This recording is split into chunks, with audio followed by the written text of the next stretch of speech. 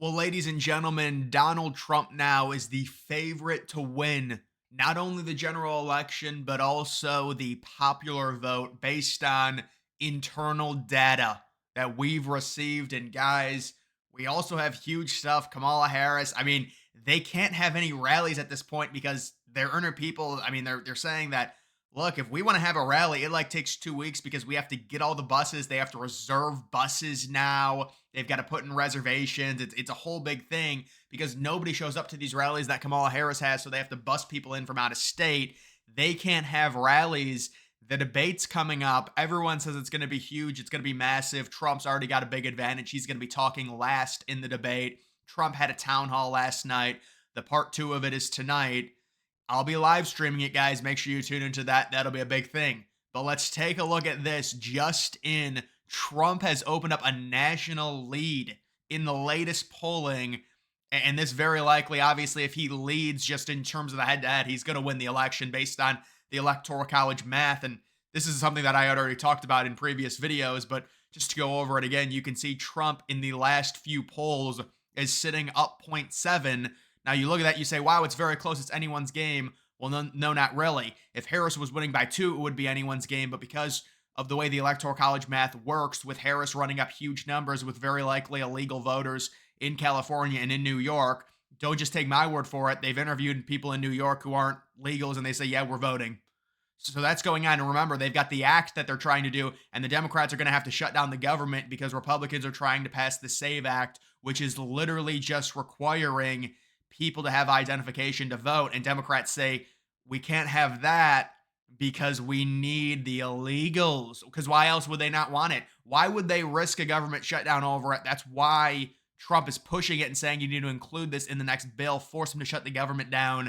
If it comes to it, they're going to have to pass it. I mean, it is what it is at this point. So that's a great thing. And that's really going to help keep our elections more safe. But even in these recent polls, Trump is sitting plus zero point 0.7. And you look at the corresponding electoral college odds. So if this was the final result, meaning Trump wins the popular vote by zero point 0.7, it would not be 97%. I mean, it has to be like under 100 because they're odds, but it would be 100%. If Donald Trump wins the electoral college, him losing, or excuse me, if he wins the popular vote, him losing the electoral college based off of just where we're at right now, it is kind of funny. I remember in 2016, people said Trump would win the popular vote but lose the electoral college. He only lost the popular vote by I think 2 million, or like 2%. But in terms of this, you can see this is the graph that everyone has been talking about, and it is, I think, relatively accurate. Although I still think if Harris wins by a point to 2 points, I'd probably say instead of Trump's chances at 61% in terms of the electoral college, because this is based off the popular vote. So let's say Harris wins by 1.5 in terms of the popular vote. If you asked me, would I take that right now, Harris winning by a point and a half? I don't know if I would, but I would really like Trump's chances to win the election in that scenario. It wouldn't be 100%, but based on the way things are, again, with them running up huge margins in New York and California, you would say that Trump, if he loses by a point and a half, considering what happened with Biden winning by 4.5 points and nearly losing the election, I mean, there is a scenario where Biden could have won the popular vote by, 3.5 million and still very easily lost the election, with Trump getting possibly over 300 electoral votes just because of how close these swing states are in the Rust Belt. A vote here, a vote there. Trump wins Pennsylvania by 20,000 instead of losing it. So, same thing with Wisconsin. I mean, there's just so close margins. That's why when even if you expand it to around 3 or 4 point win for Harris, Trump still does have a chance, just like he did against Biden, even though he lost by that margin. He lost by like 4.2 and still had a chance in terms of the electoral college. And then obviously if Trump wins by a point, or really even it ties in terms of the popular vote, I think a lot of people right now project the popular vote. A lot of the analysts say it's going to be very close, possibly like 47.5 to 47.1, one way or another, whether it's Harris or Trump. At that point, it becomes pretty anecdotal. I mean, liberals can still say, oh, she won the popular vote, but if it's that close, it really doesn't matter. Hillary Clinton would have had a much bigger leg to stand on because she won the popular vote. I would say by probably more than Harris is going to win it for sure when you look at this. And then that just goes into the fact that, you know, like, I mean, this is funny. It says Trump's electoral votes. I think Trump would probably get 400 electoral votes if he won the popular vote by 7 points. I don't know, maybe that he would run up huge numbers in California, but you can see these are the recent national polls. You've got Trump +2, you've got a tie, and then you've got the Rasmussen. They've got Trump +1. I know Rasmussen's daily rolling average has Trump up around 2.5, I want to say, something like that. Here is Trump talking, and just an unbelievable super team forming. And it's funny how liberals always want to claim how they're the philosophers and they're the smart people, and oh, they're so much smarter than those dumb Republicans. We literally have the most influential, best innovator in the world right now, Elon Musk, who's a Republican and who's joining Trump's team. And they say Trump surrounds himself with dumb people. No, you're right. Elon Musk is really dumb. No. You're right. You're right. But so Elon Musk and Trump coming together, RFK Jr., Tulsi, Vivek. I mean, this is a true super team. I mean, this is like Kevin Durant joining the Warriors. This is serious stuff what's going on here with Trump. And you could see. Question of Elon Musk, who has given me his complete and total endorsement. That's nice. Smart guy. He knows what he's doing. He knows what he's doing. No, he's not smart. Liberals very much appreciated. I will create a government efficiency commission tasked with conducting a complete financial and performance audit of the entire federal government and making recommendations for drastic reforms. We need to do it. Can't go on the way we are now. It's inevitable. Yep. And Elon, because he's not very busy, has agreed to head that task force. Be interesting. If he has the time, that'd be a good one to do it. But he's agreed to do it. In 2022, fraud and improper. So that's great news, obviously. A good will always beat evil. All of these forces are coming together. Elon Musk, a former liberal. Tulsi, a former liberal. RFK Jr., a former liberal. But the good always bands together and defeats evil and the communist regime of the Democrats and Kamala Harris, who are admitted communists according to AI. Not according to me. AI says she's a communist and she's introduced communist policies. And ask AI about it because AI is the one that says it. And then they say, oh, no, she's not. And this is the new excuse. This is what liberals say. This is how they think they can get you with an argument. Well, her policies are so bad, they're never going to get enacted. That's what it is. That's what they argue. Because remember, whenever they say, that's never going to happen, don't worry. So you're telling me her policies are so bad, it's never going to happen, so I should vote for her because of how bad her policies are? They're never going to get. What sense does that make? Her policies are so bad, they're never going to get enacted, so vote for her? Because that's what they say. They're like, oh, don't worry, that's never going to happen in the United States. Well, then why would I vote for her if you're telling me her policies suck so bad before she's even president? You're saying they're never going to get enacted. Think about how dumb that is. And that's really how you got to talk to these people and approach this. Trump delivers a huge speech in New York. He did the town hall last night. The part 2 is tonight. I don't know why they split that up. Kamala Harris has no events planned. Well, of course not. They have to. The buses were all rented out. So they no. Okay, now it makes sense now.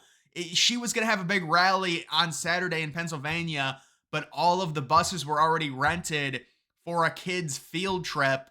And so she has to wait for the field trip to end, and then she'll have an event because she needs the buses. So that does make sense why she has an event. No, it does make sense.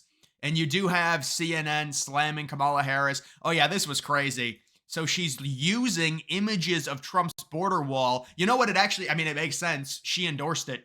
She endorsed the border wall, and CNN didn't even ask her that. What if Dana Bash was like, Kamala, you have endorsed Donald Trump and his border wall. Do you want to maybe talk about that? Imagine it. She's like, what if Dana Bash was like, wait, why did you endorse Trump again? Investigates. In a new report, you'll see first out front. The K-File team scoured Kamala Harris's tweets and statements going. Yeah, they found over 50 negative mentions on Kamala Harris's X account of the wall. Over 50 over the past 4 or 5 years. All the way back to 2017. And what they found was more than 50 instances of Harris slamming Trump's border wall. But now, new Harris campaign ads actually showcase that very wall. As a border state prosecutor, she took on drug cartels and jailed gang members for smuggling weapons and drugs across the border. But why would you? Oh my god, man! It just makes no sense. And then you've got this. What's going on in Brazil? This is disgusting. And I mean, what the Brazilian government is doing. I mean, liberals are getting like sexually aroused over the amount of power that their government has over the people there. Remember, they got aroused over what happened in the UK when they started jailing people for emojis and things like that. This is the issue, and this is why it's so scary. Kamala Harris has said we have to do something, and she said that Donald Trump, it was right that his account got banned on Twitter, and their thoughts now, they want, I'm sure, to take X down. They need to win though, and then they'll fight Elon Musk and put Elon Musk in all these legal battles. And Elon Musk is completely innocent, but this is the same thing with Donald Trump. Donald Trump was a perfect citizen. He didn't do anything for 70 years, and now he's devil. He's worse than Hitler. He's terrible. And they just smear him with all this fake stuff, and it's like they'll just make stuff up about you, and they'll just say, "Oh yeah, you did this," and then it just gets into the ether, and then CNN just repeats it, and now Trump's this horrible person. It's like, I mean, you're just making stuff up now. It's like the Stormy Daniels things that happens like 10 years ago. The statute of limitations are off, but now it's this horrible thing, and it's 34 felony charges. But no. Hillary Clinton can fund a fake dossier that slanders Trump and says that Trump's an illegitimate president with fake information claiming that Russia helped Trump win. No. She got an $8,000 fine. Oh, it's not a two-tier system. She got the $8,000 fine. That's a lot of money. I know Trump only got 34 felony charges. She got an $8,000 fine. No, it's perfectly even, guys. What are you talking about? Come on. But yeah, so this is like a super team. I don't know how you don't vote for this. Is why Trump's going to win the popular vote. It's impossible. How do you deny Elon Musk, Trump, these superhumans who are just insanely intelligent? And again, it's not like Elon Musk is this huge Trump supporter. He didn't support him in 2016. He didn't even support him in 2020. But when you have an evil communist force that's arriving, like, it's like the Death Star, you have to take it out. You have to beat it. And so that's why all these people who are really not, traditional conservatives like RFK Jr. and Tulsi and Elon Musk and many others, they have to come together. And all the people that want big government and huge censorship and communism, and they want people to be taxed and you shouldn't be able to invest and you need to go live in a 1-bedroom apartment to save the world. And so you don't need a car because the government, I mean, if you have a car, that's not enough control. You could drive places. The government needs full control. That's why it's always the same thing. You understand why they like public transportation, because you're not in control of anything. You have to rely on public, the government, their transportation. They don't want people thinking for themselves. It's always an apartment. You can't own any land. It's always, you have to eat certain foods. You can't eat anything that's going to give you protein. And you can't have a car. I mean, that's really what it is now. And so now we have to tax people with a 45% capital gains tax. And don't worry, it's only multimillionaires. Look at how state income tax started. There's plenty of things. They're not going to introduce it and go extreme right at the start. They have to acclimate people to it and say, see, it's just gay marriage being legal. See, it's just a 45% capital gains tax on people making over $10 million. And then it expands a little bit, and then it expands more, and then it expands even more. And then their next argument is, and these are the people that are trying to defend Kamala Harris, oh, don't worry, the policies are so bad they'll never get enacted. Well, then why would I vote for her if her policies suck so bad you're telling me they're not going to get enacted anyways? It's pathetic. But either way, guys, that is going to do it for this video. Make sure you follow me on X. Link to that's always in the description.